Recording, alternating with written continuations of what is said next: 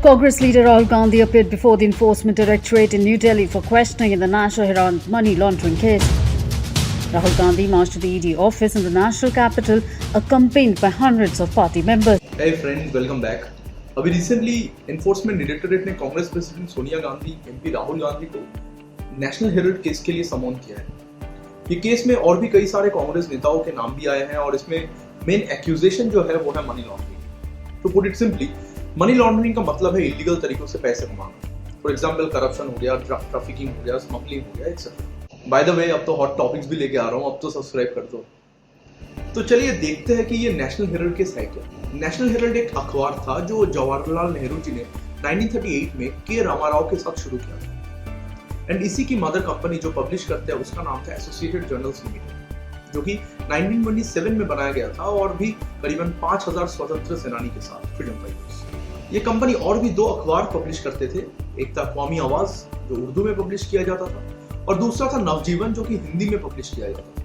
National Herald को India के freedom struggle के साथ अक्सर जोड़ा जाता है क्योंकि उस वक्त का ये सबसे बड़ा अखबार था एंड ये फ्रीडम स्ट्रगल में बहुत बड़ा रोल प्ले किया था। कई सारे इन्फ्लुएंशियल लीडर्स इसके साथ जुड़े थे। नेहरू जी अखबार में अक्सर लिखते रहते थे।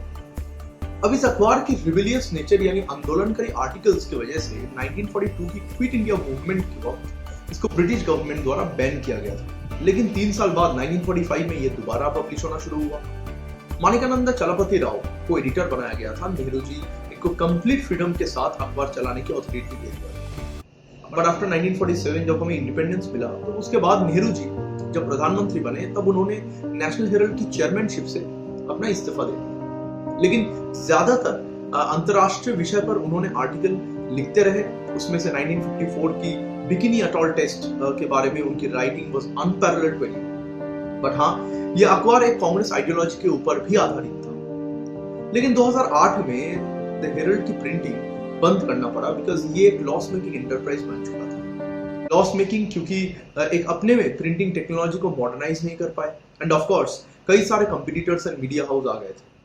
अब 2012 में नेशनल हेराल्ड को दोबारा शुरू करने की बातचीत कर रहे थे एंड फंडिंग के तौर पर कांग्रेस पार्टी ने एसोसिएटेड जर्नल को इंटरेस्ट फ्री लोन दिया। अब यहीं पर सारा खेल शुरू हो गया। सुब्रमण्यम स्वामी जो बीजेपी के एमपी है, हमेशा से कंट्रोवर्शियल न्यूज के लिए लाइमलाइट में रहते हैं। उन्होंने एक पिटीशन में कहा कि गांधी परिवार ने पार्टी फंड के पैसे यूज करके AGL that is associated of journals limited को टेक ओवर करने की कोशिश की ताकि वो 200 करोड़ की प्रॉपर्टी एसेट्स को एक्वायर कर पाए। अब इधर एक ट्विस्ट आता है। 2010 में एजीएल को कांग्रेस के ऊपर लगभग 90 करोड़ की उधारी थी। अब एआईसीसी यानी ऑल इंडिया कांग्रेस कमेटी ने ये पूरा आउटस्टैंडिंग लोन यंग इंडिया नाम के एक कंपनी में ट्रांसफर कर दिया अगेंस्ट 50 लाख। एजीएल के लगभग 99% शेयर्स भी अभी भी यंग इंडिया को ट्रांसफर कर दिया।